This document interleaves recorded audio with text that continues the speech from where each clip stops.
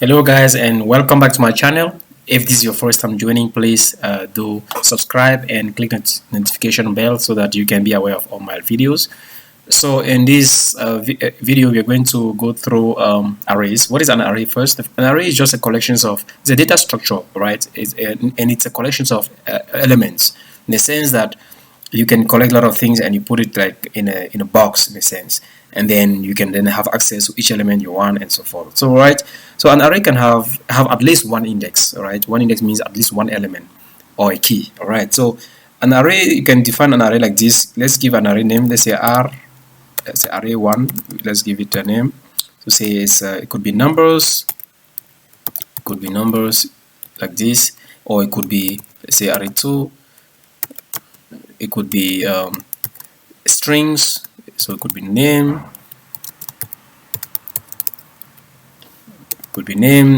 let's give it name, just like this.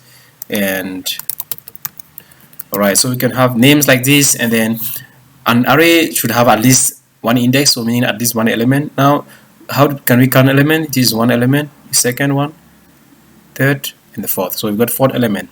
Now an index starts at 0 because we start counting from 0. We don't start from 1. We say 0, 1, 2, 3. All right, so the first thing to do then would be to say the first element of array would be of index 0, meaning that if you want to have access to the first element here to 2, you will say array of 0. And how do we do that? Let's just print it out, and let me just activate a REPL. Right, it's a very nice real-time display. So whatever I write here, you can see it on the right.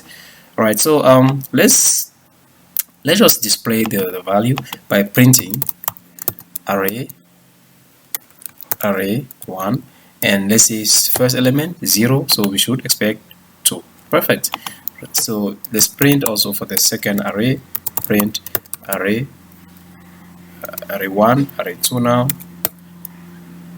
Right, you can see Parker. Right, so that's how you can actually have access to it. Right, and then and a special one for Python, because this, you can do this in any programming language. Now Python specifically has a negative index, right? So meaning that I can have access to the last element by using -1, right? So I can go from here going back by using negative index, meaning that I can then say, if I say print, let's say, let's just comment first. This is a comment, how you do a comment here, right?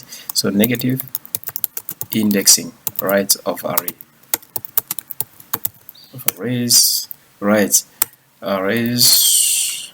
Okay, so now let's say print, and then we say array1, R1, instead of 0, we want to get access to the last element, we can say -1, and it's gonna give us 3. You can see here. And from there, you can also do -2 and so forth. So going backward in a sense, right? So you say -2, you can see 12, which is second last element, and then -3, this one, and you can go to the same, say -4, and we can have it here too, right? So what will happen if we say -5? Well, normally it will be out of range, right? Out of bounds in a sense. So to have access to all elements here, let me just repeat this, so we can have element going with positive numbers. All right, so array1 element 1, we know what it will be, right? Element 1 with 32, and we can have it here. Let me just comment all of this. Can tap control and then question mark. It's gonna comment this part, right? So array1 element 1 will be 32. Array2 element 1. Okay, so element 0 is Joe, element 1 would be Parker, and then array1 element, okay, let's start with 1 first, finish with 1. So element 1, element 2, then element 3 for array1, right? And then we can do the same for array2, right? So array2 here, array2 element 2 here, array2 element 3, and we can then do element 4 as well. Right, so if we see element 4, now it says error, because, and you can see here it says least index out of range, right? So we are already more than, because we don't have the fourth index, so it's 0 1, so it's 0 1 2 3. So if you say 4, it doesn't know it because we start from 0, therefore 4 is already out of it, we don't have. But if I were to add an element here, and let's say Papa, right, you see what happens?